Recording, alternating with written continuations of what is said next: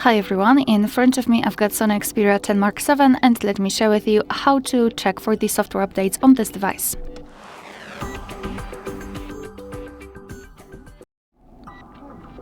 So let's begin with making sure that you've got the internet connection because it is required, and simply for checking you can use Wi-Fi or mobile data. However, if you will decide to download the update, if it is available, I highly recommend switching to the Wi-Fi so you can avoid some additional charges. Alright, so let's start with tapping on the settings.